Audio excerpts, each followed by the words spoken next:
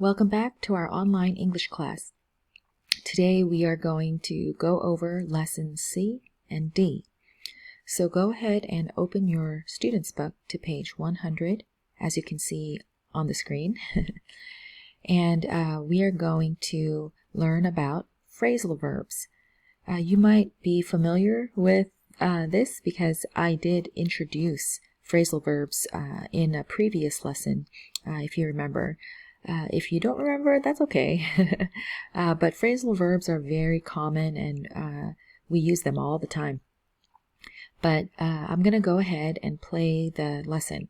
So watch and we will talk more about it afterwards. Unit 8, Lesson C, Phrasal Verbs. Separable phrasal verbs. Watch and listen. Phrasal verbs. A phrasal verb is a verb with a preposition. The meaning of the phrasal verb is different from the meaning of the verb alone. For example, the meaning of the phrasal verbs turn off, turn up, and turn down are all very different from the verb turn alone. Separable phrasal verbs. You can often put a noun after a phrasal verb, but some phrasal verbs are separable because you can also put an object between the verb and the preposition and separate them. For example, please turn off the light. Please turn the light off. He's putting away the dishes. He's putting the dishes away. You are filling out the form. You are filling the form out. They are cleaning up the park. They are cleaning the park up. check your understanding. Change the sentence. Put the object between the verb and the preposition. He's putting away the dishes. He's putting the dishes away. You are filling out the form. You are filling the form out. They are cleaning up the park. They are cleaning the park up. Watch and listen. Separable phrasal verbs. Put pronouns, such as it, them, him, her, etc., between the verb and the preposition, and not after the phrasal verb.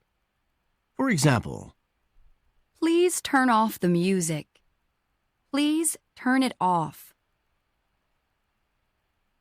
He's putting away the dishes. He's putting them away. You are filling out the form. You are filling it out. They're cleaning up the park. They're cleaning it up. check your understanding. Change the sentence. Use a pronoun for the object. Separate the verb and the preposition. He's putting away the dishes. He's putting them away.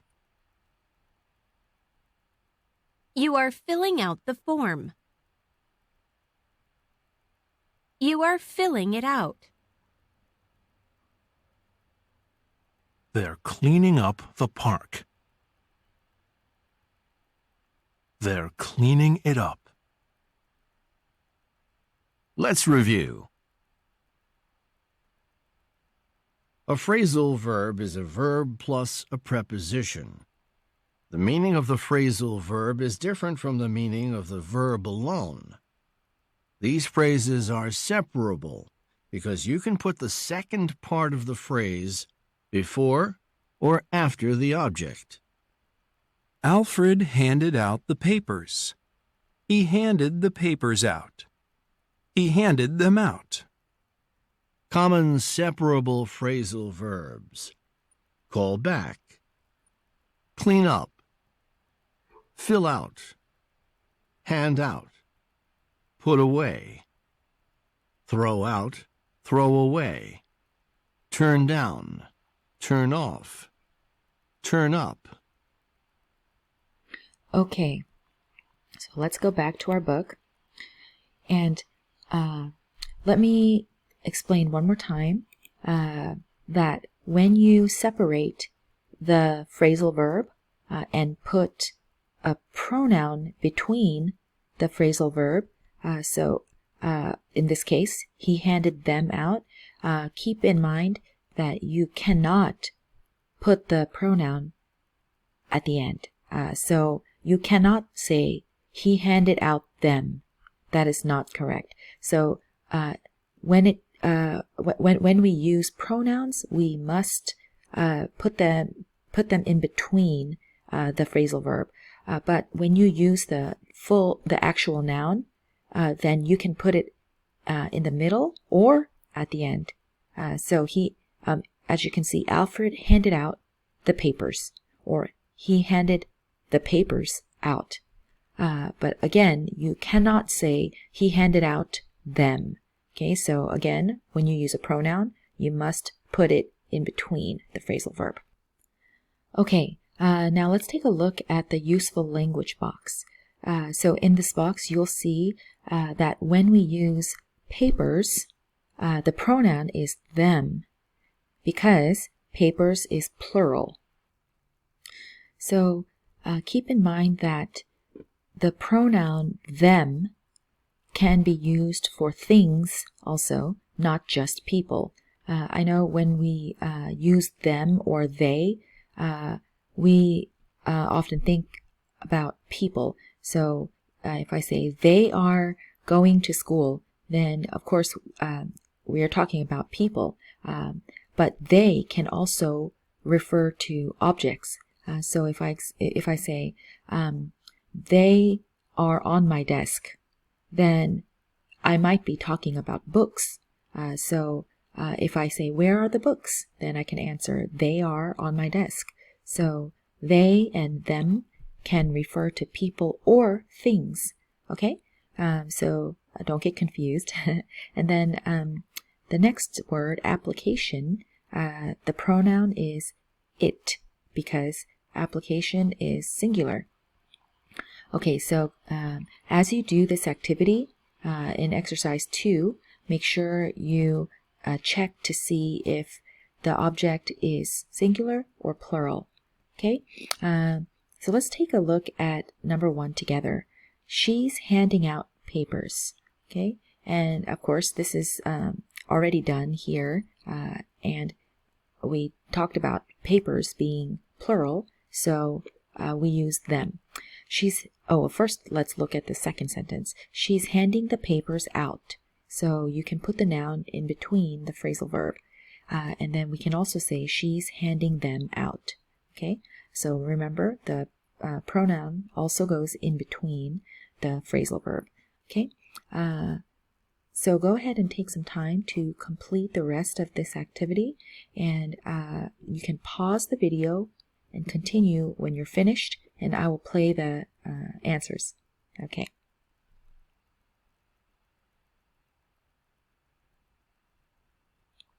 Okay, so let me go ahead and play the answers. So make sure you have finished all of the blanks, or completed all of the blanks. Okay, here we go. Oops. Page 100, exercise 2A. 1. She's handing out papers. She's handing the papers out. She's handing them out. 2. He's throwing away the cups. He's throwing the cups away. He's throwing them away. 3. He's turning up the volume. He's turning the volume up. He's turning it up. 4. She's filling out a job application. She's filling the job application out. She's filling it out. 5. She's turning off the lamp. She's turning the lamp off. She's turning it off.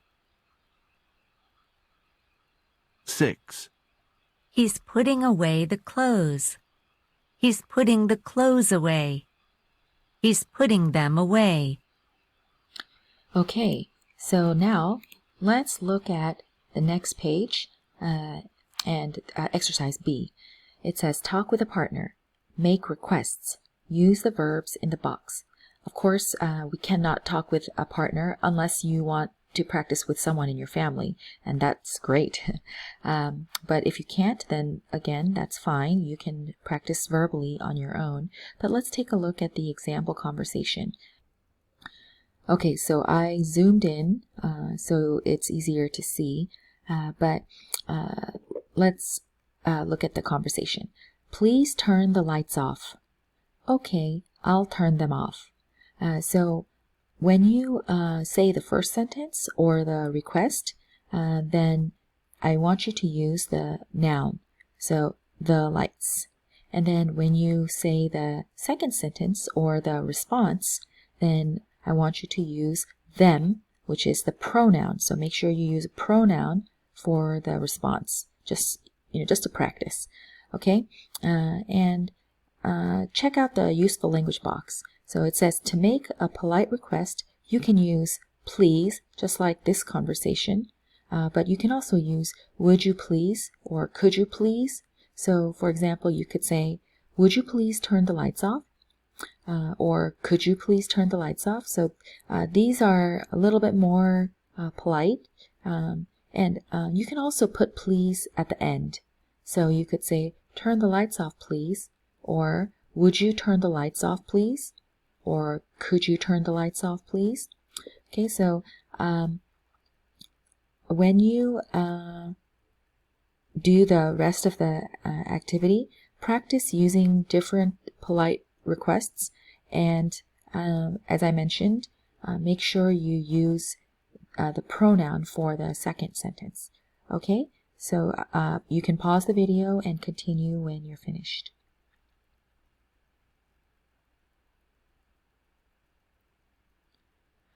Okay, so let's take a look at number 2, because number 1 is already done for us in the example conversation. So for number 2, heat, we have to choose the correct phrasal verb, and for heat we use turn down, okay, or turn up if it's too cold.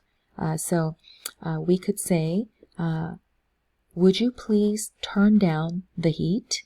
Okay, or would you please turn the heat down? Okay, and for the response, you could say, okay, I'll turn it down. So heat is a non-countable noun, so it is singular. So we have to use it. Okay, so again, would you please turn down the heat? Okay, I'll turn it down. All right, and so just keep in mind also, when we are talking about temperature, if we say, would you please turn down the heat, that means that it is too hot, so you want to reduce the heat or decrease the heat. So we say turn down. Okay, and then let's look at number 3, lunchroom. Okay, so since you can see some dirty dishes, we can use the phrasal verb put away or clean up. It actually looks like in this case we would use clean up. Yeah, so you can say, could you please clean up the lunchroom? Okay, could you please clean up the lunchroom or clean the lunchroom up? Okay, sure, I'll clean it up. Okay, so keep in mind that lunchroom is a singular noun, so you have to use it. Okay, so okay, I'll clean it up. And then number 4, Mr. Jones, and you can see a telephone message, so we have to use the phrasal verb call back. Okay, so you can say, would you please call Mr. Jones back? Or would you please call back Mr. Jones? But actually, in the case of call back, it's more common to separate the phrasal verb. So it's more common to say, would you please call Mr. Jones back? Okay, I'll call him back. Okay, so Mr. Jones is a person, so we want to use him, not it. Okay, so okay, I'll call him back. And then number 5, trash. So we can use the phrasal verb throw out. Now you might be wondering, why not throw away? Now we can use throw away if the trash is, for example, on the table or on the floor, and if you know it is trash, you can say, hey, could you throw that away? Throw the trash away. But if you have a full trash can, then we need to take the trash bag to the trash container or receptacle, you know, the big one, the bin that you put out on your street, on your curb, and then the disposal people come by and pick it up. So then we want to use throw out because it's full. So in this case, you can see that the trash can is totally full. So we would use throw out. Please throw out the trash. That means take out this whole trash can and empty it. So we would use throw out in that case. And sometimes we say take out the trash. Please take out the trash. So that's actually another phrasal verb, take out. Okay, so we can say please take out, or I'm sorry, please throw out the trash. Okay, I'll throw it out. Throw it out. Okay, and then finally number 6, books. Okay, could you please, oh actually I forgot to mention the phrasal verb. You can use put away. Alright, so please put away the books. Okay, I'll put them away. Okay, so books is plural, so we need to use them.